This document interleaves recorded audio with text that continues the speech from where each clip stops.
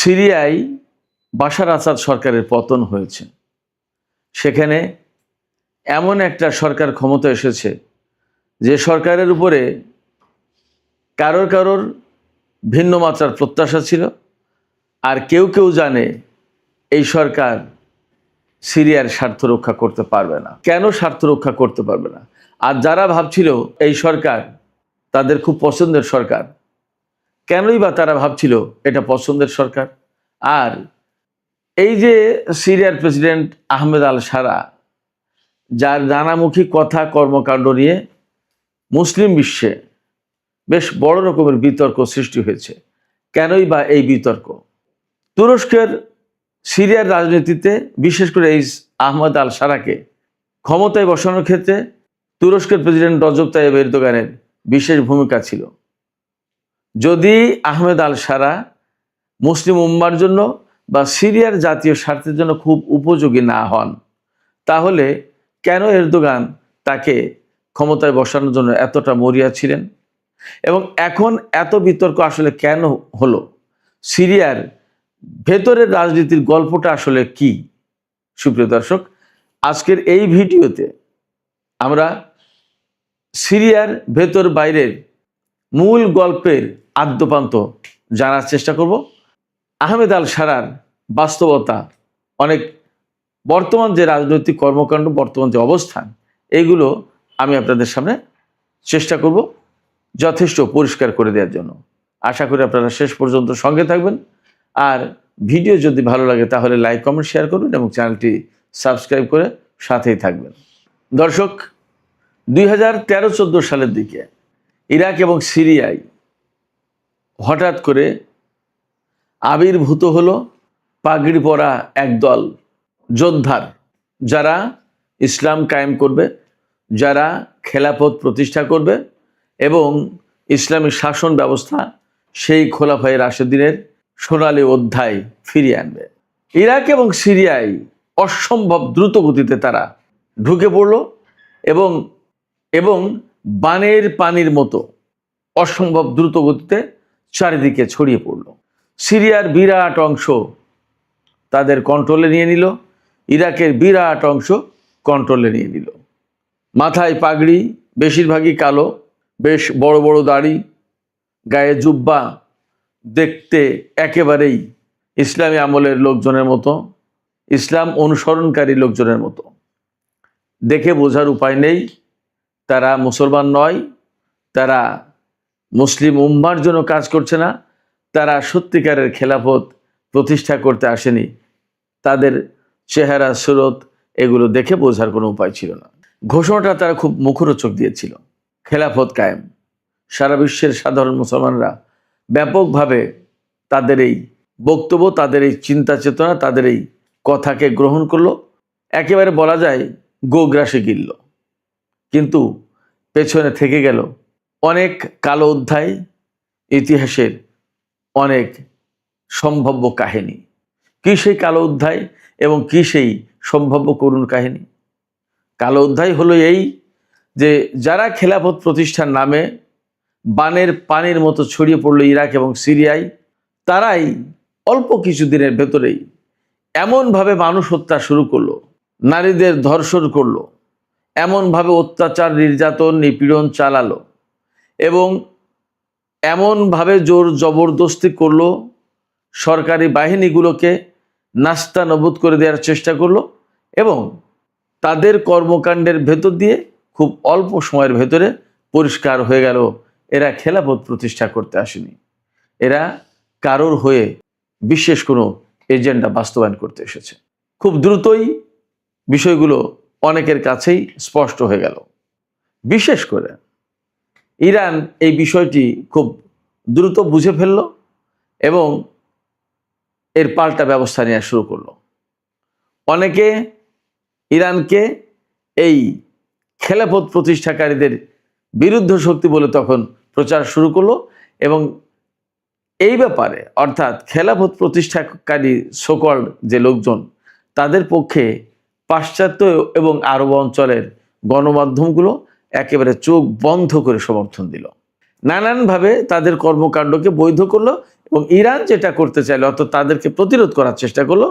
সিরিয়ার president Bashar আল আসাদ তিনি প্রতিরোধ করার চেষ্টা করলেন।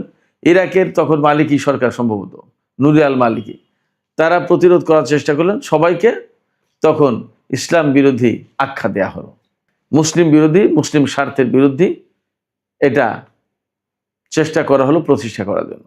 কিন্তু বাস্তবতা আসলেই নির্মম, এবং এই কথিত খেলাফত প্রতিষ্ঠাকারী কারা ছিল তাদের বিষয় পরিষ্কার হয়ে গেল। এবং পরিষ্কার হলো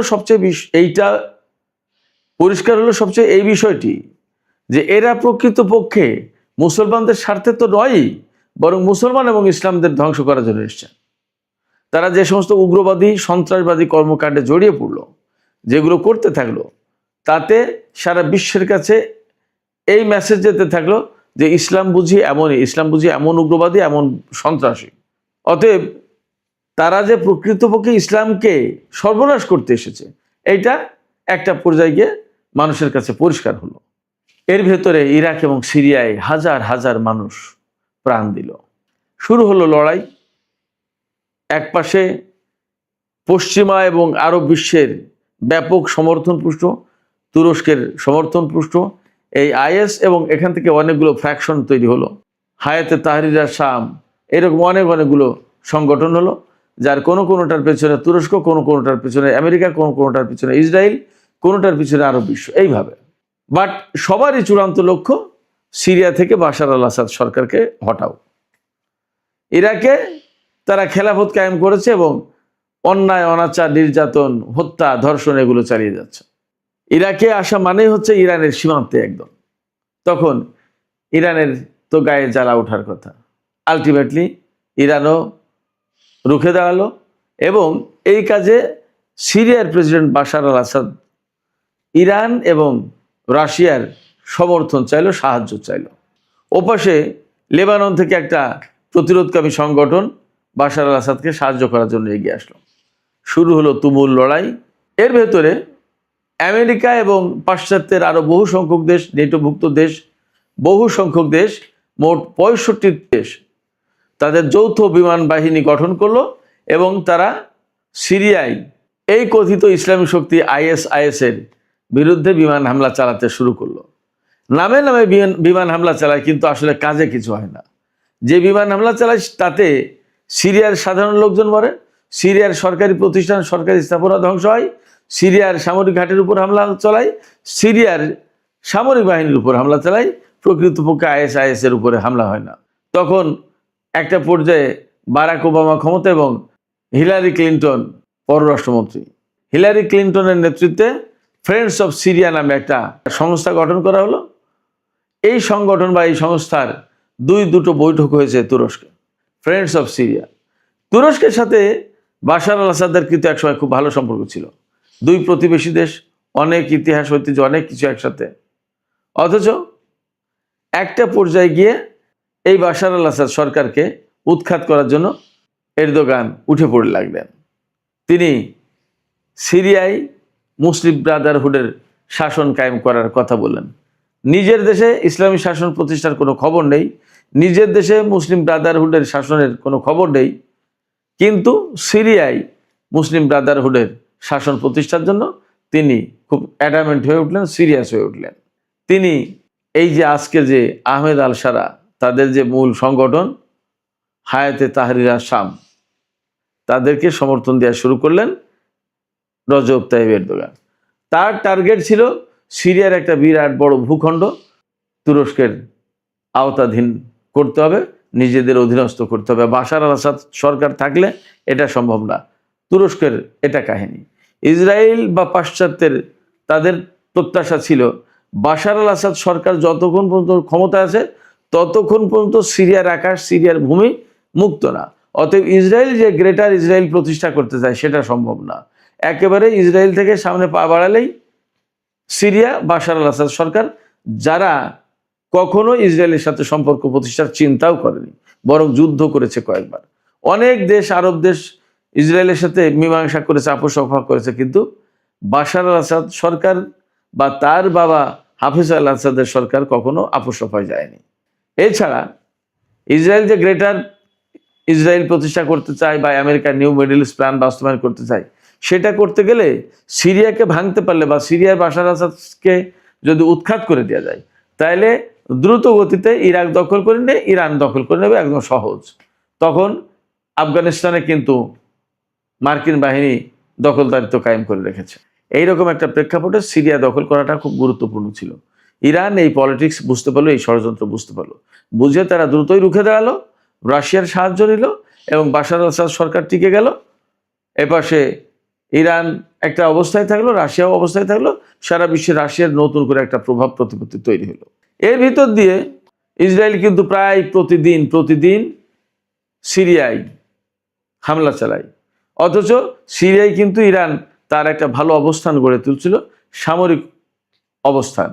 এবং সেই সময় ফিলিস্তিন, লেবানন থেকে শুরু করে ইরাক, ইয়েমেন সব জায়গায় একটা প্রভাবশালী প্রতিরোধকামী সংগঠন, তারা এই যে প্রক্সি ফোর্স যেটা, এরা গড়ে উঠল। এর ভেতরে ইরানি কনসুলেটে হামলা চালালো ইসরায়েল, যাতে ইরান প্রতিশোধ হিসেবে ইসরায়েলে হামলা চালালো। শুরু হলো ইসরায়েল এবং ইরান যুদ্ধ, ইতিহাসের নতুন অধ্যায়।